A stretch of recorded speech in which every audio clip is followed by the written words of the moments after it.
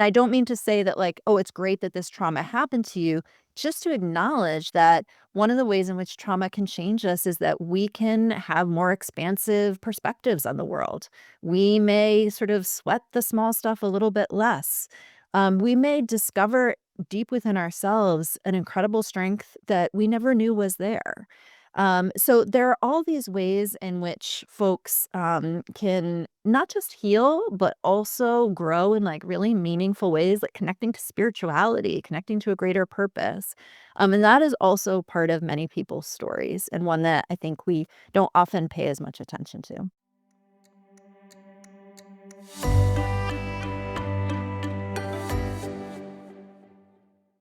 Hello and welcome back to the Partnership Connections podcast. This podcast is centered around child welfare training and educational topics, all with the goal of helping to support those already working in or with an interest in working in child welfare. My name is Stan Brazier, and I'm the project director for the Learning Partnership between the Rhode Island Department of Children, Youth, and Families, or DCYF, and Rhode Island College. Happy to see Holly Pacheco again today as a co-host. We saw each other already once today. Yes, just once. Usually it's more than that. Right. Yeah. Thoughts on today's topic before I even say what it is? Well, this is a topic that our staff are always asking for more information about. So excited for that and to give them Right. what they want. Yeah. That's what we're here to serve, right? Yeah. So before we begin, just a quick disclaimer that the thoughts and opinions expressed by both the guests and hosts are their own and do not necessarily reflect those of the college or DCYF. And so our guests today are Dr. Kalina Brabeck, who is a professor of clinical and mental health counseling and co-chair of the clinical mental health counseling program at Rhode Island College, and Elise Jarvis, who is a licensed mental health counselor and adjunct at Rhode Island College, and also the clinical program manager for two NAFI programs funded by DCYF. And so today we're going to talk to them about evidence-based practices in mental health treatment and considerations for children versus adults across cultures. I'm going to throw in a little bit of resiliency. And I think for many people, formal mental health treatment might serve as sort of the foundation for how they address challenges. And for others, there may be a lot of stigma and a lot of hesitancy to seek treatment. So we'll be doing, like we do often here, a lot of uh, myth busting and learning what evidence kind of really shows us. So, Elise and Kalina, welcome to the show. Thank you so much for having us. Great to be here.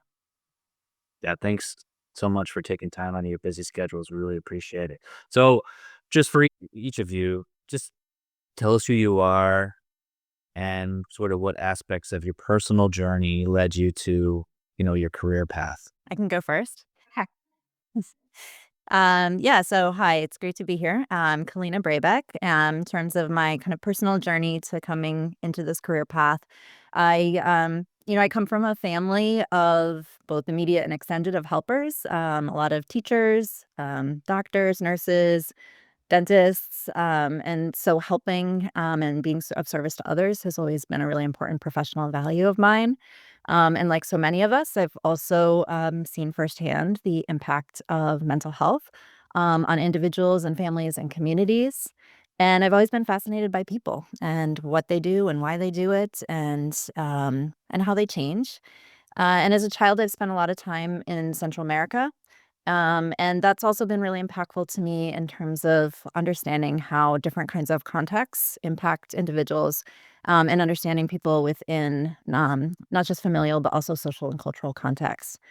So all of that led me to pursue psychology. I did my doctoral work at University of Texas in Austin, and was fortunate to come back to Rhode Island, which is the place I was born in 2008, and have been at Rhode Island College ever since, and have kind of done some different things clinically, but currently have a part-time private practice with a group practice called PVD Psych over on the east side of Providence. so a lot of my personal values, similar to Kalina, match with mental health practitioner values. I also come from a family of a lot of helping professionals, mostly nurses. I went into my undergrad career actually as a pre-vet major. So, which I would instill in my head, I think of that as a helping profession, and realized that as much as I'd like to help animals, I think I'm more curious about the human mind. So very similar to Kalina with my journey. Currently, I've always been interested actually in trauma informed care, and that is something that I drive home in the programs that I oversee at NAFI. In my private practice, I also have a lot of clients with trauma backgrounds. I work with children and families and couples and adults, so kind of all across developmental stages as well. And then teaching is also a passion of mine. So although I have three different jobs currently, because it's the private practice overseeing the program and then adjunct teaching at Rick, it does create such a balance for me because I'm able to kind of work with the clients directly, then also supervise the clinicians that are working with clients directly. So provide that background teaching. And then at the earliest point of intervention, really working with students, right, when they're first getting into the counseling profession and trying to make an impact there to train providers in a way that is most ethical and most appropriate for when they go out and practice and become licensed. All right, thank you both for sharing that, and I appreciate the lived experience and how it's sort of impacted you both in a personal way. And I think for so many of us, it's kind of a big reason for why we might go into this line of work, right? So you talked about trauma. I mean, we just did a learning needs assessment, and I just ran up some numbers, and trauma was mentioned 28, almost 29 times, give or take, in our learning needs assessment. So it's on the forefront of a lot of people's mind, a lot of DCOIF staff mind, and it's just a lot of people in general, I think, in the field, right? So this is a question that we probably could spend days on, but how might trauma impact kids and adults differently? Because I know you both bring each unique perspective. I can start with kids just because, that happens first, right? Before adulthood. So kids' brains are developing, right? So that puts them in a more vulnerable position. The way that kids could experience trauma could be they're demonstrating externalizing behaviors, which what that means or looks like is maybe agitated behavior. There could be disorganization. They also could demonstrate some regressive behaviors. So a kid that is 10 years old that was potty trained between the ages typically right between 2 and 4 is now having accidents and is bedwetting. They could relive the trauma through repetitive play. So that could look like in real time, maybe a child playing with a dollhouse and you're seeing repetition in what they're doing, maybe with a certain caregiver being on the outside of the house most of the time. So that would be like that repetitive play that makes you start hypothesizing what's happening in their immediate family or what the dynamics are looking like. There could be things like nightmares that they experience that are more generalized, maybe a foreshortened future. They could believe that they could see into the future. There could be a lot of somatic complaints. So, some physical feelings that could be headaches, stomach aches. And you can see that presented with comorbidity, right? So a kid could have a trauma that they experienced. Maybe they are diagnosed with PTSD, maybe not yet. Maybe we're seeing some traumatic reactivity or we're trying to formulate what's happening. But maybe they have a diagnosis of anxiety or a somatic disorder or maybe a panic attack disorder. So you could see some of that come up too. And it's usually magnified by threats. To caregivers and like the loss of loved ones. So these effects actually could last into adulthood because when you do not have a stable, consistent caregiver figure early on in life, there's less of an ability to learn and have modeled regulation skills for you. So later on in life, that then impacts you. And that has to do with our brain. And the body and the brain with trauma is very, very present. So we know that the prolonged stress hormone can be activated for longer when you're not having that stable caregiver.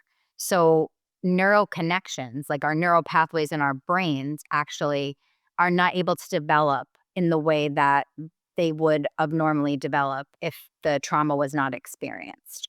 So, really, what I'm saying is that prolonged stress hormone activation can reduce the neural connections in important areas of the brain when they really should be growing new ones. So, I think I explained a little bit about like how the behaviors you could see them right in real time, but what's happening biologically in the body is impactful as well. And that's why we're seeing the behaviors that we're seeing.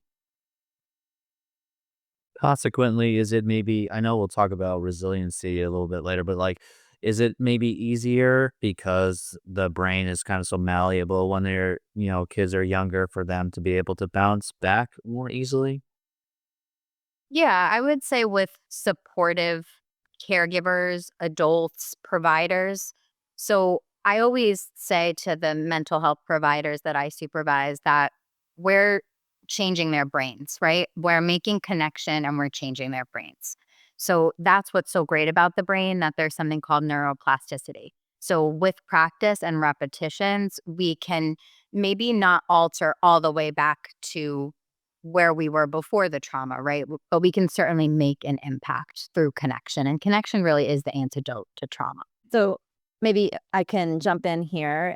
One thing I just want to say quickly is that neuroplasticity that Elise is mentioning, we know that that lasts throughout the lifetime, which is really hopeful because it means that new learning can occur throughout one's lifetime. And so we know, and we'll get to the interventions part in a little bit, but we know that um, therapy can be impactful across the lifespan and throughout into adulthood, even as these like long lasting effects from trauma can carry over into adulthood. Healing can also happen.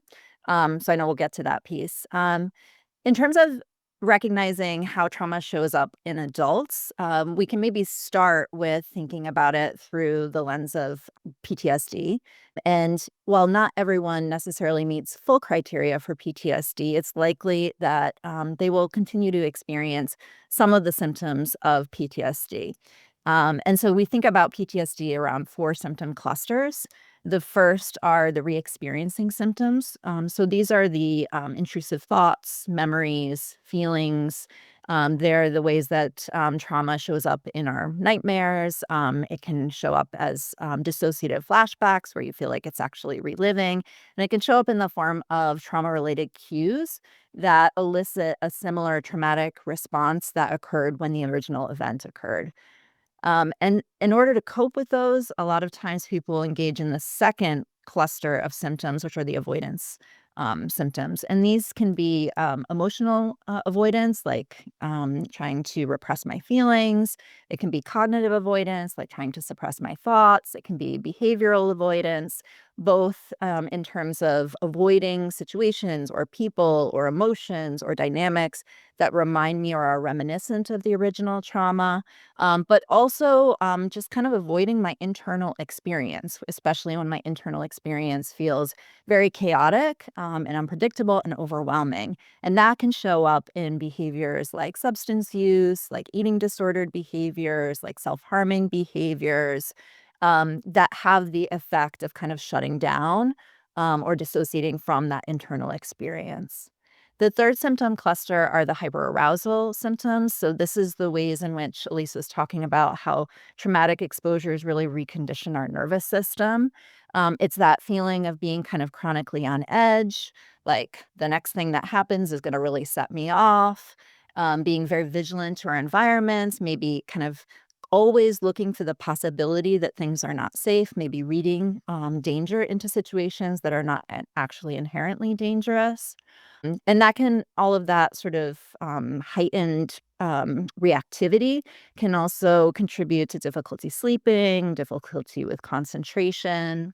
And then lastly, the fourth symptom cluster, we call it negative alterations in cognitions and mood. And basically, that means the ways in which trauma affects how we think about ourselves and others and the world, our fundamental belief system, and how those beliefs can also then contribute to other emotions beyond the primary fear, like self blame or guilt or anger or hopelessness.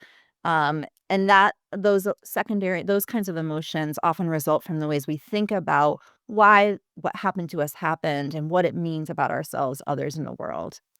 And then one other thing, kind of related diagnostically, is that for some people with PTSD, they often engage in a high level of dissociation. And dissociation is when we psychologically take ourselves outside of our experience in order to cope.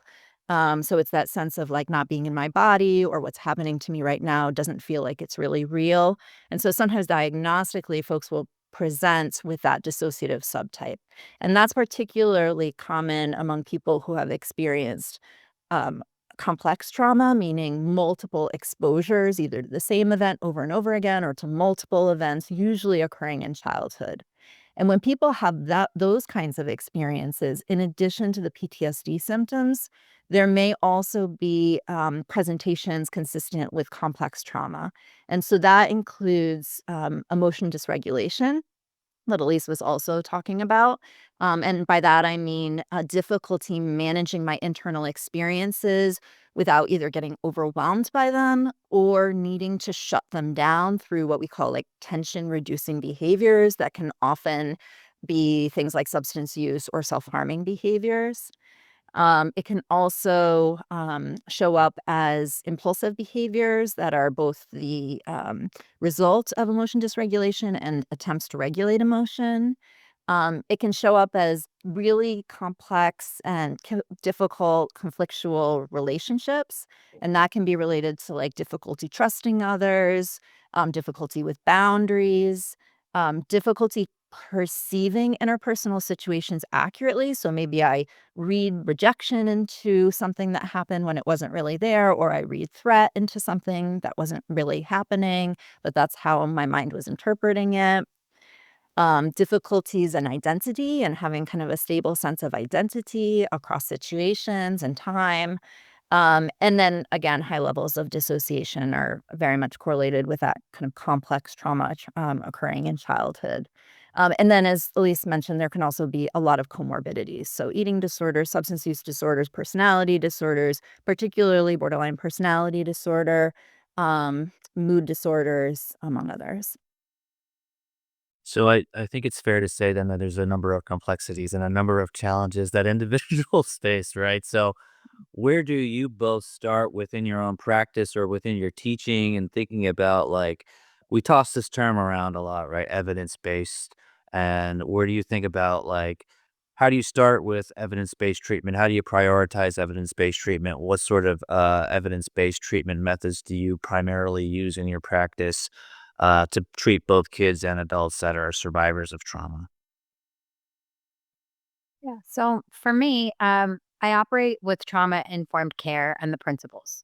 So that is whether I'm in private practice, whether I'm in supervision with one of my clinicians, whether I'm teaching, we're talking about trauma informed care as much as we possibly can and what that means. So, what that means is that we're considering principles like safety, making sure that when a client comes in to a session that they feel safe with us. And that could be looking around our environment and ensuring that it feels comfortable and welcoming for them. And that could just be a sticker on the door that says, "This is a safe space for you." So it can be very simple, and we can start there and then individualize, of course, recognizing what a safe space feels like for each particular client. Another principle would be collaboration. So making sure that we're consistently talking with the client around what their treatment looks like. So this could be them engaging in treatment planning with us, not that we're writing up a treatment plan and then expecting them to follow through with that without really knowing, right? So that collaboration is really key. Empowerment is another principle. So we talked about safety, collaboration, now empowerment. So a lot of the times when somebody experiences trauma, they are not in control of what happened. So we want to create a sense of choice and empowerment for them. And choice is actually another principle as well. So empower them to make decisions, empower them to autonomously venture out and try something novel. um, Empower them in the moment using our counseling session as a model for them and recognizing that in that counseling session, we could be teaching them a skill that they can then use outside of the counseling session. So safety, collaboration, empowerment, trustworthiness. So that's another principle that really shows up in the form of our consistency with our client. So that's us holding our sessions.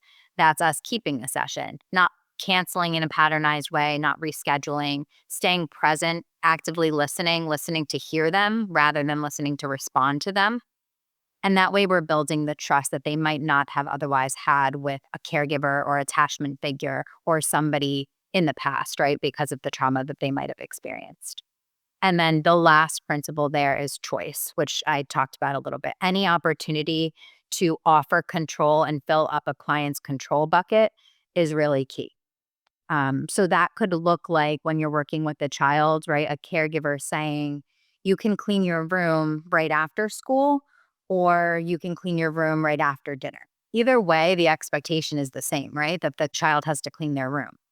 So the parent's expectation is being met, but you're offering choice. So it's the illusion of control, but it feels like a choice for the child, which could lead to some empowerment.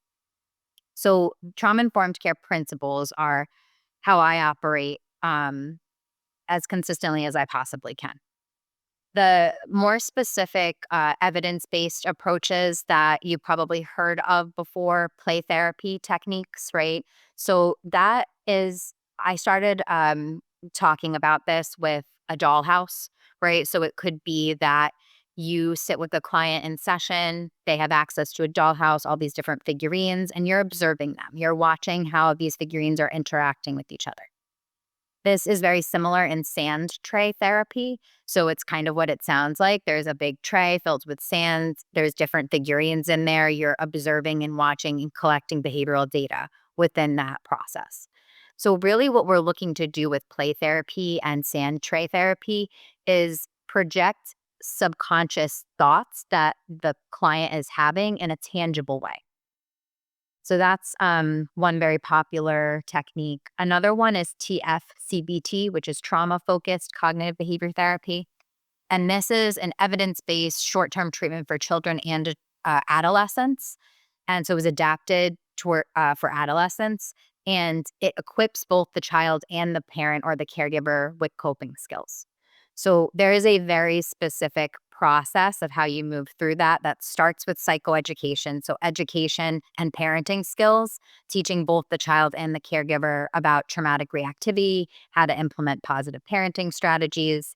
It moves on to the next phase where we're teaching relaxation skills. So this would be things like deep breathing, mindfulness, grounding strategies to help the child manage distress and anxiety. And then the next phase would be affect identification and regulation. So this looks like helping the child recognize and express and manage a wide range of intense emotions. So if they don't identify how they feel, then how do we then help them regulate through that, right? So we want to help them with feeling identification, body awareness, and then how to manage those things. The next phase would be cognitive coping.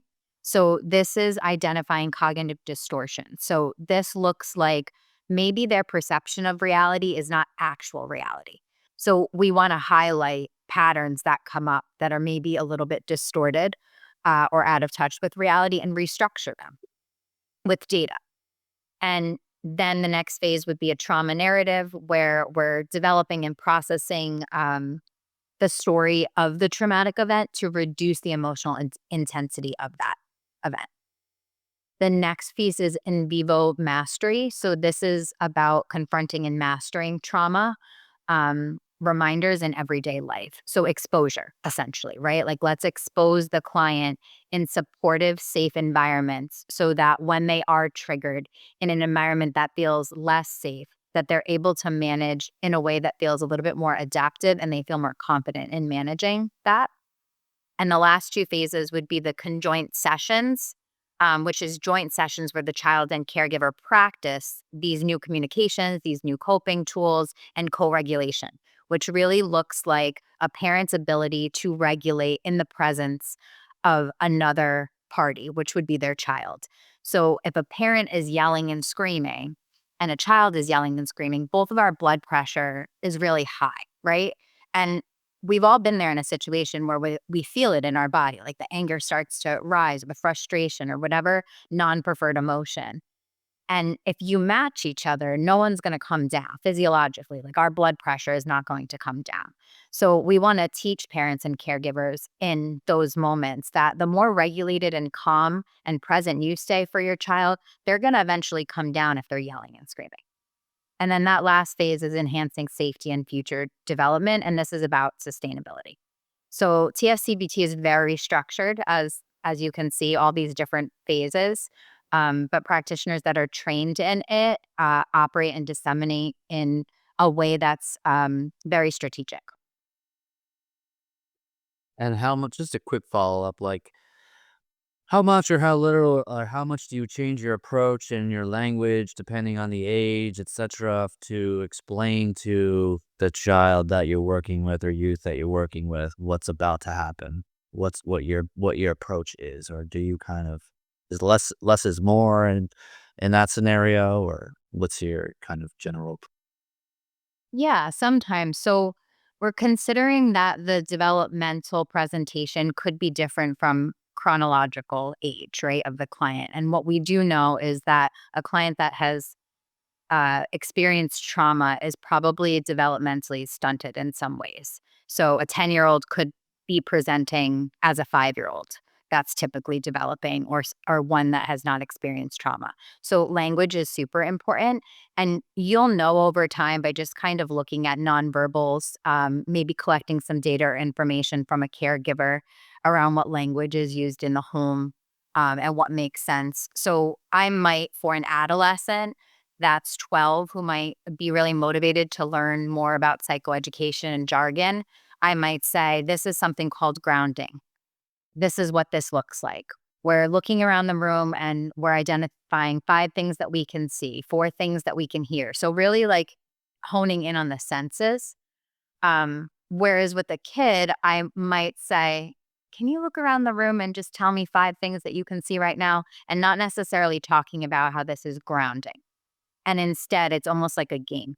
So you definitely individualize, recognizing that trauma is really impactful um, developmentally. On the adult side of things, first of all, I just want to 1,000% second everything that Elise described in terms of trauma informed care and principles. Those are equally as important in working with adults. So that's first. I'll highlight 3 different evidence-based interventions for adults. But before I do, I want to also kind of give sort of a broader framework for thinking about trauma work with adults. And this comes out of Judith Herman's work. For those who haven't read Trauma and Recovery, it's really a seminal work about trauma, its impacts, and healing, and I highly recommend it. And she talks about a 3-stage model, and I don't think we can think about it as totally linear because it's not a linear process, but thinking about it in terms of stages does give us a useful framework for thinking about like where we are in the treatment with our clients. So the first stage is safety and stabilization, which is ensuring both physical and psychological safety in the ways that Elise described. About helping to make sure that our clients have the tools within themselves to experience safety. It doesn't mean that they're comfortable all the times. Trauma work can be incredibly uncomfortable and difficult and painful, and also that they can feel safe and grounded while they experience those difficult emotions. And as Elise described, it's also about ensuring that they feel safe in the relationship with us. The second phase is really about reckoning with what's happened to us. And it often involves, although not necessarily always, but it often involves going back to those experiences and sharing them in the context of a very safe and supportive therapeutic relationship. And not just telling what happened to us, but experiencing and processing and integrating the emotions that were associated with that experience, and really examining some of the beliefs that were born out of that experience and reworking them. Again, always in the context of that safe, supportive relationship where like really a corrective experience and new learning can occur where I can get in touch with some of the most painful and shameful parts of myself and be accepted and be valued and be prized and have someone accompany me along the way of that experience, which is maybe difficult from what my mind predicted would happen when I got in touch with those parts of myself. And also that I can be okay, that it can be painful and also that I can stand it. And the third phase, and I think this is the one that we maybe don't think about as much, is about reconnection and building a life worth living. It's about post traumatic growth. It's about connecting to our sense of self in our community because healing happens in relationship, finding what gives my life meaning and purpose and pursuing that in alignment with my behavior. So that's just kind of an overall sort of framework that I think is really helpful. In terms of specific approaches, so there are two interventions that the APA defines as like kind of like the gold standard because there's such a robust amount of research supporting them, including like the gold standard of research, which is randomized control trials.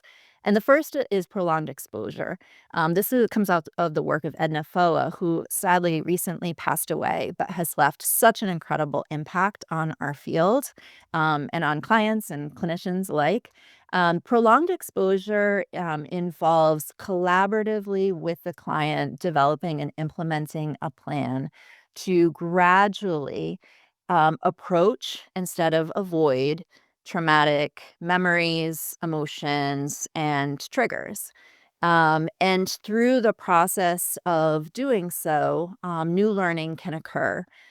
Clients can learn that things that their mind told them were inherently dangerous and so needed to be avoided were not inherently dangerous in themselves. That they may provoke an uncomfortable reaction, but that uncomfortability, discomfort is not the same as me being at risk or in danger. And also that they can stand it, that they have the ability and the capacity to do these hard things without falling apart or without using tension reducing behaviors to like shut down that emotion like we described earlier. So it helps to restore a sense of safety and control and it reduces reactivity and fear. And one of the great developments that's happened recently is a protocol that combines dialectical behavior therapy or DBT with prolonged exposure. So it's called DBT-PE. And this is particularly useful and this is Melanie Harned's work. She's been really the pioneer of this for folks who meet criteria for both borderline personality disorder and for PTSD. Particularly if for folks who come in whose presenting issues are not so much the PTSD at present, but maybe self-harming behaviors, high-risk behaviors, and those need to be the focus of the therapeutic focus first. DBT-PE combines learning DBT skills to be able to regulate emotion, improve relationships, be more present, be more connected to my sense of self, reduce those life-threatening behaviors. In order to have that like stability and safety in myself to be able to do the really hard work of exposure through PE.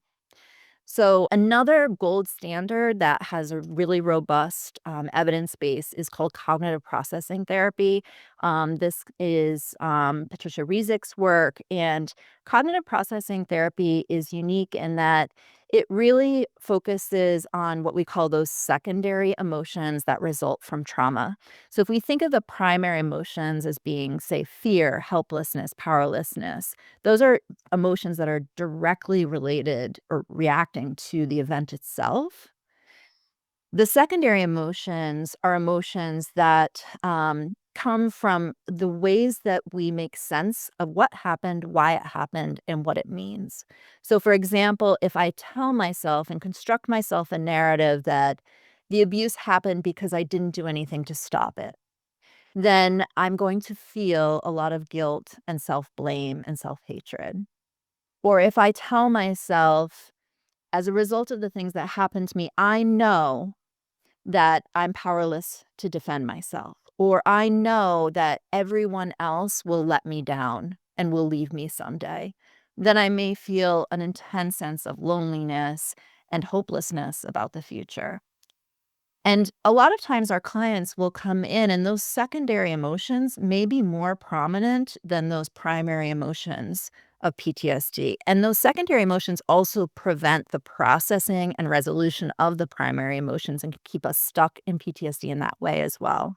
And so cognitive processing therapy is really about helping our clients to understand the ways in which they have been processing their experiences, the stories they've constructed, again, about like why this happened and what it means, and to begin to learn the tools of cognitive therapy to evaluate their thinking, understand how it impacts their feelings and behavior, and then begin to rework those thoughts and rework their belief systems to be more flexible, to be more compassionate, to be more reality based.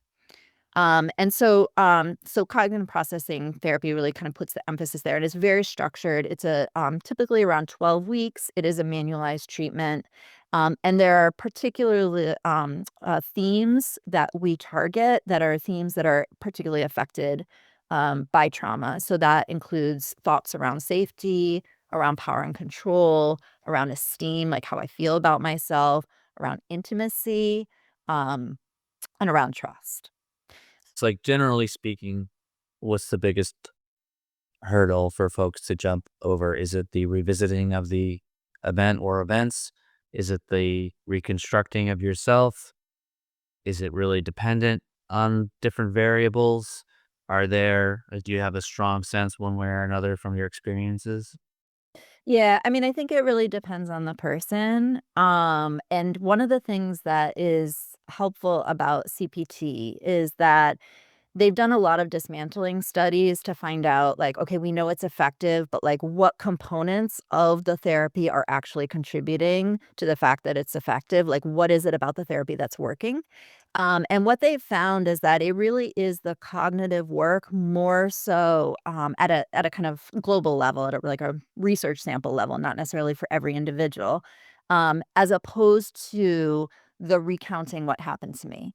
And so as a result, with CPT, you can actually do it and do it with fidelity to the model, but including the accounts by revisiting what actually happened and telling that story the way that we do in prolonged exposure. Or you can do it without that. And that it really is up to the person to decide. And so for some people, like the idea that I have to retell the story of what happened to me is like a no, like a non-starter. And it's a huge hurdle to engaging in therapy. And so it's nice to be able to offer CPT as having an option to include that or to not include that. And I wanted to mention one other approach that probably a lot of listeners are familiar with, which is EMDR. And EMDR is an approach that is particularly useful for clients who are very stuck on a particular memory and are and really not able to like integrate it or locate it back in the past. It feels very present for them. Or for a client who like cognitively, like rationally, logically knows that something's not true, but does not feel like it's true or untrue.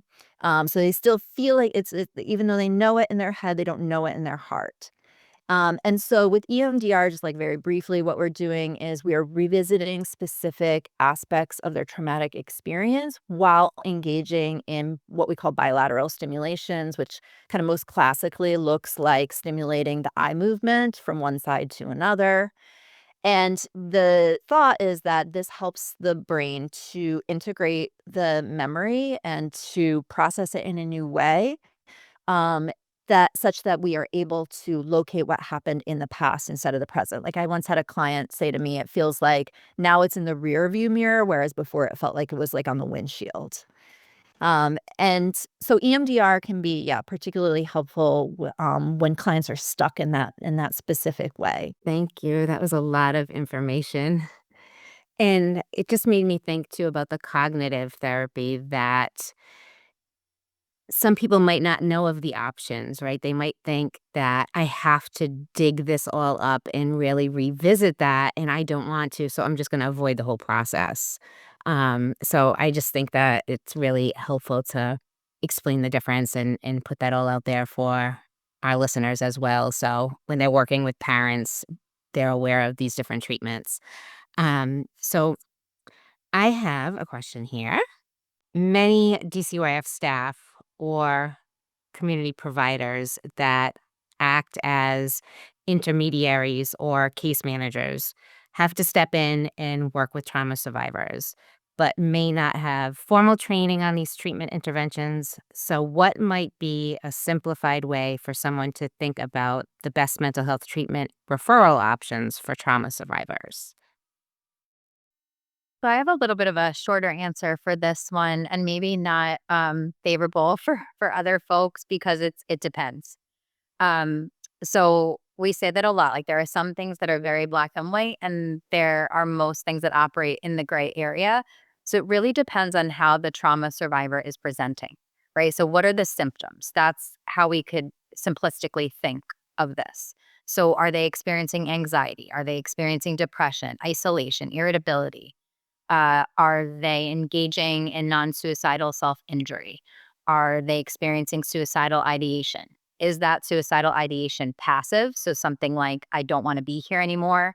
I don't want to live anymore versus active and more of a plan of intent behind it, because then we're going to assess level of care differently.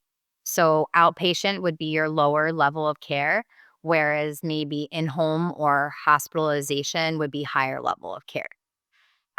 So higher acuity equals higher level of care, really, right? So if there's some anxiety that some folks are experiencing and they're able to function, so still get up, go to work, complete their daily tasks, that looks a lot different than if they're not able to complete their daily tasks or follow through with expectations. So you could be assessing a different higher level of care depending on the symptoms. I would encourage folks that are not mental health practitioners to become certified in psychological first aid. It's a really great opportunity to learn some very basic mental health skills and some foundational knowledge. Referral option wise, we could be looking at outpatient providers. We could be looking at certain agencies in the community if it's higher acuity. So NAFI is community based. We have higher acuity clients, for example. Outpatient providers could be found. The easiest two websites, I would say, psychologytoday.com and then zencare.co, are really awesome because they allow you to pick, like, check off boxes of what you're looking for. So that could be anything from what your insurance is to what your symptom presentation is. So you can check off, I'm experiencing anxiety, there's trauma present, I'm looking for a male provider, I would like it to be in this region of the state. So you can choose. And ZenCare is cool because they have videos for most of the providers. So you can get a feel for the provider that you're looking to work with potentially. So that could be something that you sit there as a worker and suggest to the family that you're helping. And then if somebody's presenting with more specific experiences, so something like sexual abuse or domestic violence or intimate partner violence, there's organizations like Day One or Sojourner House. So it really depends on what the presentation is, and then you kind of take it from there. Yeah, I think Elise captured it really well. Maybe I just add like one or two things. One is that regardless of whether you have mental health training or not, practicing with the principles of trauma informed care that Elise defined for us is available to all of us and should be practiced by all of us. And two is that being familiar with what the evidence-based interventions are can help you refine that search. So, for example, if you're, looking for if outpatient seems appropriate and you're looking for someone who is like a kiddo who's showing symptoms of PTSD, looking for something like, do you have specialization in TFCBT? Or if it's for the parent, like, do you have specialization in PE or CPT? And you can look at the APA 2025 guidelines for PTSD treatment for a quick snapshot on what those are.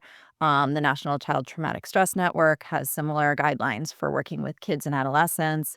And one specific resource to throw in there too is that Rhode Island Hospital does have a partial hospitalization program with a track specific in trauma treatment for adults that uses the PE model. And different agencies also like have different things they offer. I know that Thrive, for example, has people who are certified and practicing DBTP. So just knowing what you're looking for based on the evidence can help you refine that search. Right. That's helpful. Thank you. So I've been doing, my own personal therapy for years now, and it kind of seems like it's helpful. I think a lot of times I kind of are sort of uncovering new things and new reasons for why I might be reacting certain ways.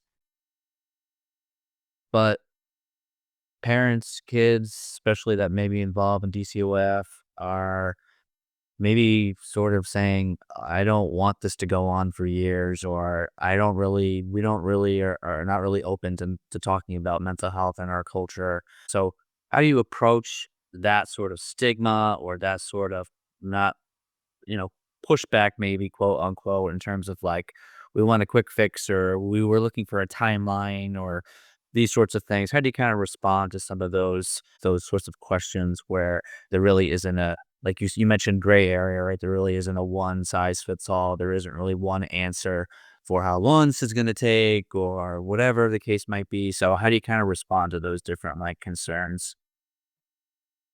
Yeah, I think listening and validating is the first thing. So, validate the hesitation that they might be experiencing, acknowledge the mistrust of the clinical stuff, recognizing Western systems. So, validate it does not mean agree, right? So, if somebody is frustrated about something, acknowledging, like, this is frustrating, that doesn't mean that you have to agree with it. So, I would always start with listening. Again, that active listening to hear what they're saying rather than respond, validate. Let them know that referrals can be made to providers who share their cultural background or language or values.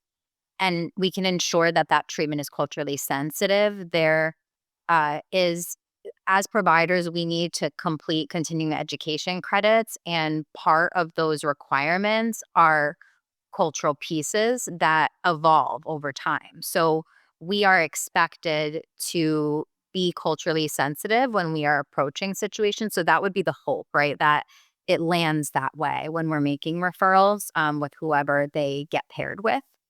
I think the other piece is respecting boundaries, and then discussing relatable benefits to mental health. So instead of mentioning the word or I guess the two words, mental health, right? You could talk about better sleep hygiene. You could talk about feeling more in control.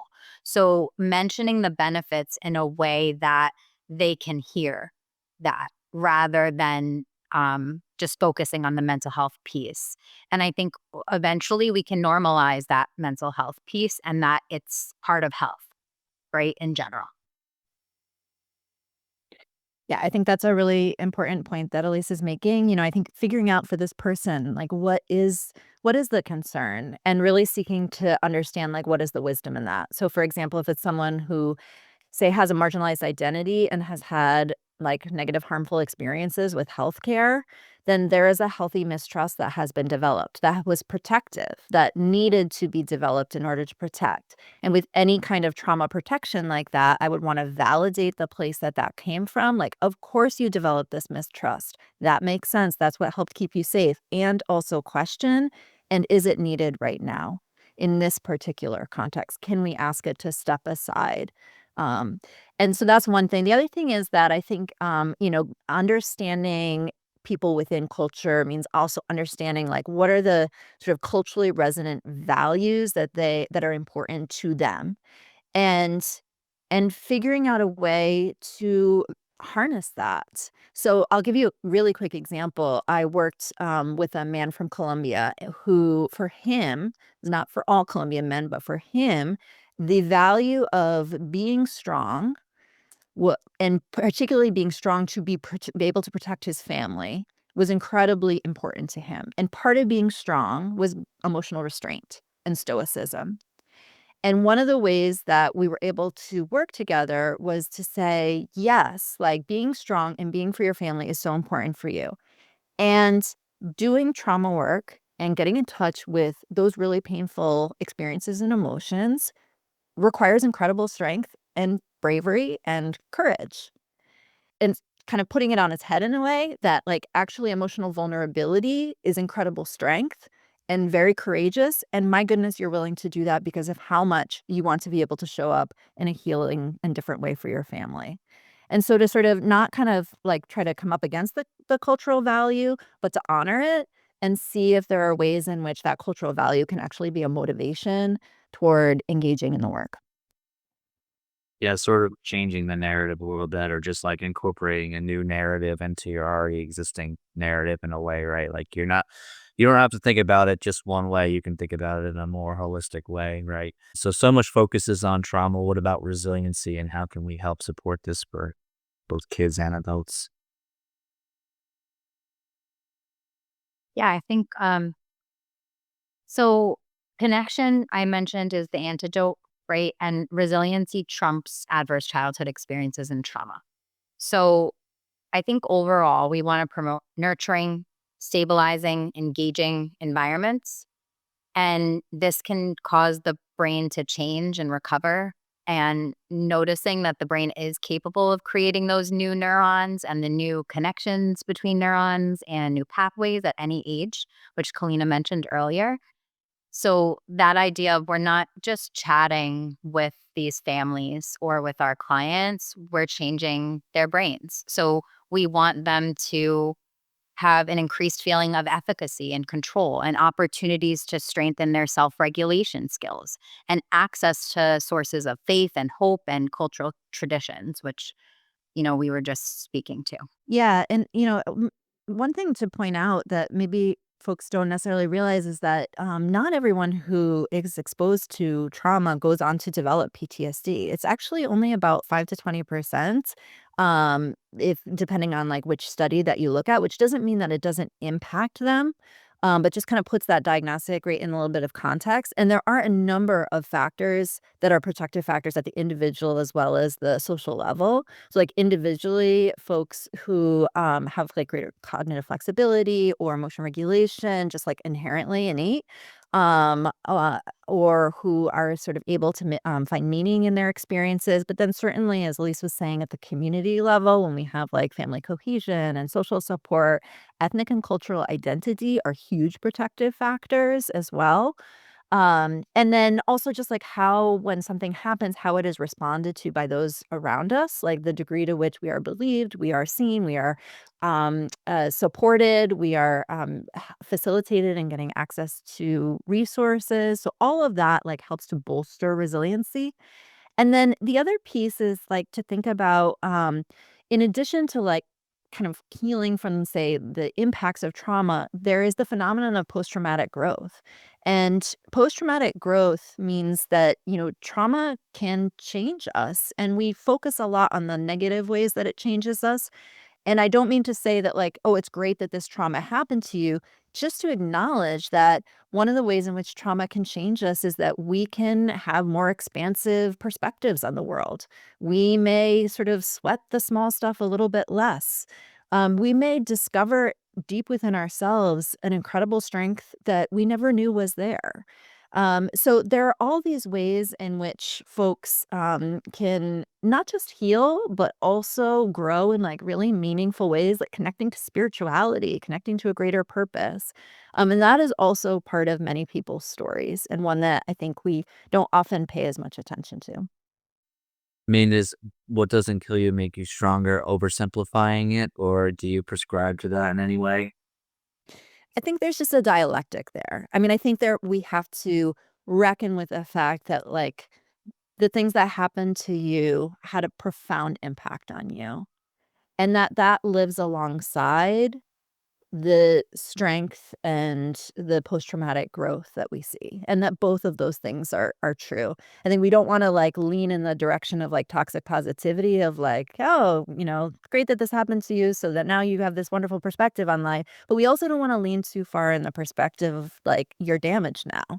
Like, we can see, we can make space really quickly. I love the photograph of if you've ever seen, like there's like the kind of concrete with a crack, and out of the crack is this like little flower that is growing out of the cracked concrete. And I like that picture because I think it reminds us that there's space for everything. Like there is space for the cracks, like the damage that was done. There's space for the concrete. Those are the protections that were built around the cracks to like help you survive. And there is space for that flourishing flower that is rising in spite of it. Yeah, and there's a balance, like you said, right? We don't want to have you feel like minimizing things and like you just have to bounce back, or but we don't want to have the other end of the spectrum either, right? Where, um, you know, you're never going to improve, you're never going to get better, kind of thing. So, yeah. Exactly. Holly, do you have any final questions for our guests? No, I don't have any final questions, but Elise did mention psychological first aid, which Stan and I just did a training. I might have been last week or the week before for psychological first aid. So Great. I was happy to hear that. Familiar, right? Right on. Yeah. Well, thank you both so much. We really appreciate having you. Thank you. Thank you. Great information.